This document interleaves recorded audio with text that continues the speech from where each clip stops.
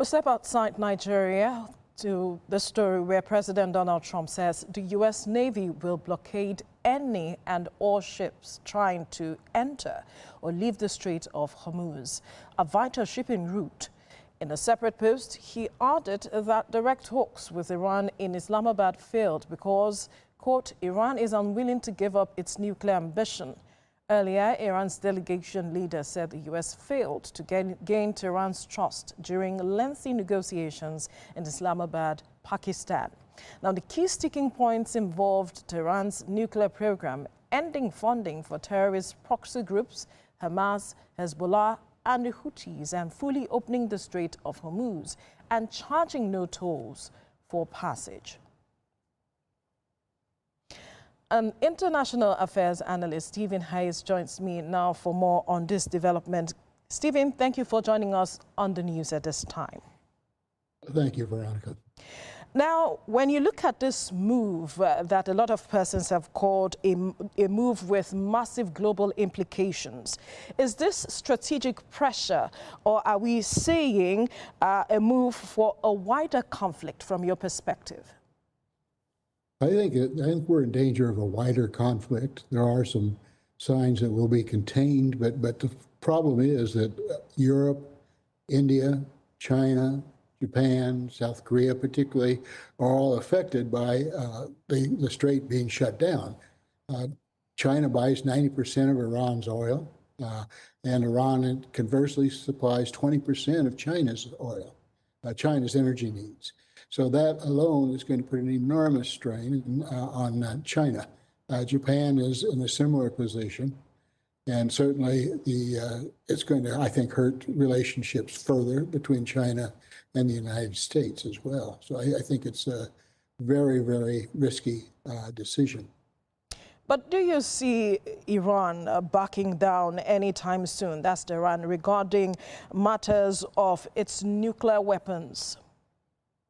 It's not, they're not going to back down on the nuclear weapons. And I should say nuclear fuel. They still claim to say that they're not making weapons, but they have retained the right to enrich their own uranium.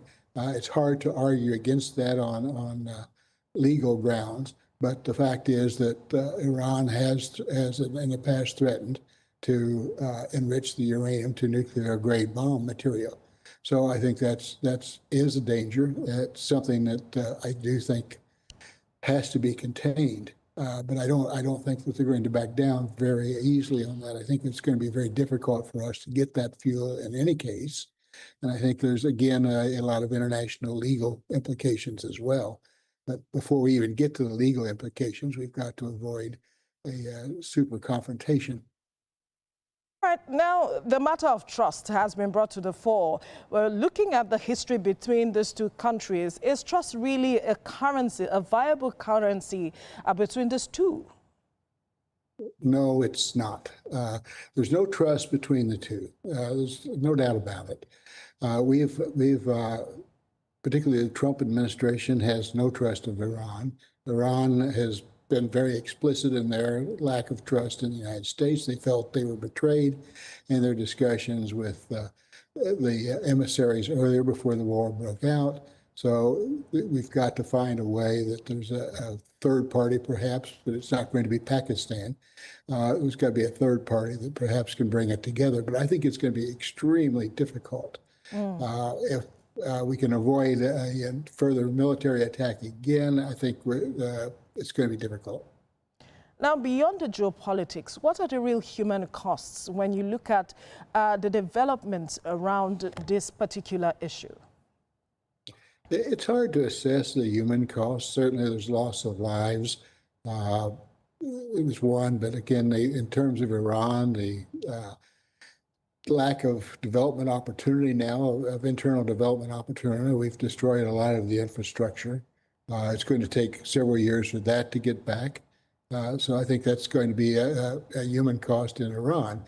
If this expands, then it's going to be a human cost in terms of not only region, but perhaps worldwide. There's a lot of, I guess, pieces to this puzzle that have yet to be solved and put together. All All right, we'll have to leave the conversation here now, Stephen, but we must thank you, international affairs analyst Stephen Hayes, for your time on the news at 10. Thank you, and honor as usual. Thank you. Thank you.